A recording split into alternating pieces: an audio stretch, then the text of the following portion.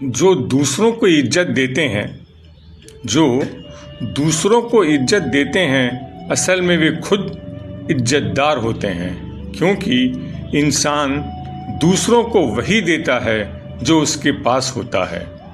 सुतांजलि, वर्ष 9, अंक 12, मार्च 2026।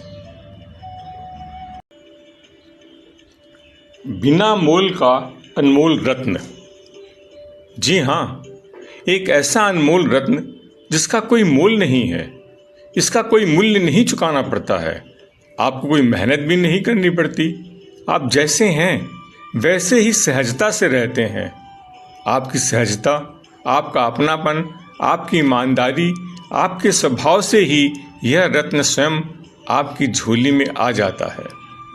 एक बार यह रत्न आपके हाथ लग जाए तो इसे बड़ी सावधानी से रखना पड़ता है। नहीं, कोई पहरेदार, ताला, चाबी लॉकर में नहीं रखा जाता, हर समय आपके साथ ही रहता है। एक बार खो जाए, टूट जाए तो फिर वापस नहीं मिलता, नहीं जुड़ता।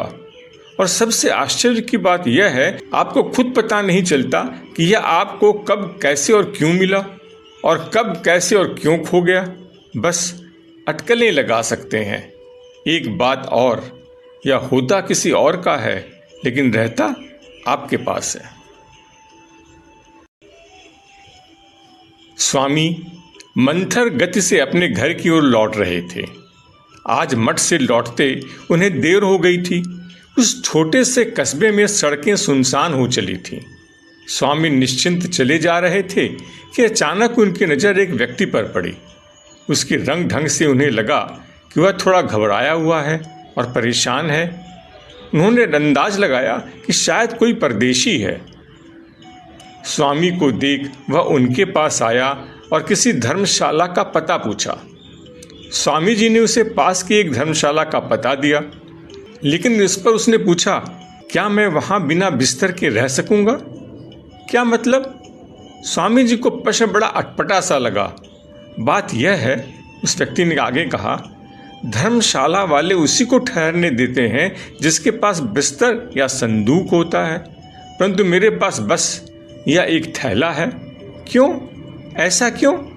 वे कहते हैं जिनके पास बिस्तर नहीं है वे या तो चोर हैं या बम पार्टी वाले क्रांतिकारी।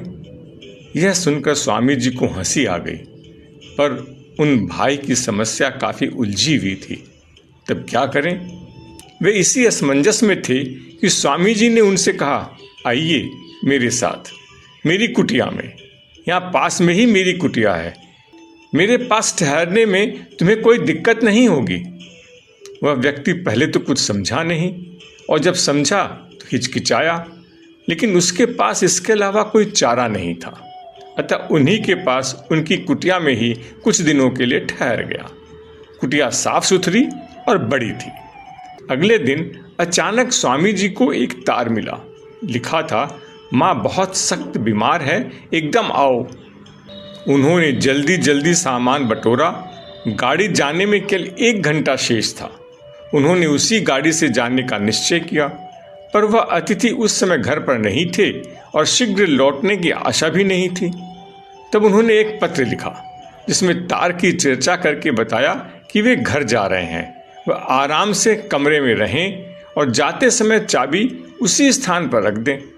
फिर ताला लगा, चाबी को चिट्ठी में लपेट उसी स्थान पर रख दिया जहां पर रखने का नियम था। उन्हें आशा थी कि वह 2-3 दिन में लौट आएंगे, लेकिन समय कुछ ज़्यादा लग गया। उनके मस्तिष्क में यह बात बिल्कुल ही नहीं आई कि अपने पीछे वह मकान में एक अनजान अतिथि को छोड़ गए थे। वह अनजान व्यक्ति वास्तव में अतिथि ही था। स्वामी जी ने देखा कि अतिथि ने उनसे जो कुछ पाया था उसे वह वहीं सुरक्षित अवस्था में छोड़ गया था। उनके मस्तिष्क में यह बात बिल्कुल ही नहीं आई कि अपने पीछे वह मकान में एक अनजान अतिथि को छोड़ गए थे। वह अनजान व्यक्ति वास्तव में अतिथि ही था। स्वामी जी ने देखा कि अतिथि ने उनसे जो कुछ पाया था उसे वह वहीं सुरक्षित अवस्था में छोड़ गया था। वह जो कुछ क्या था? वह था भरोसा। भरोसा ही बिना मोल के मिलने वाला अनमोल रत्न है। इस रत्न को सहेज कर रखिए, कभी हाथ से फिसलने मत दीजिए, हिफाजत से रखिए।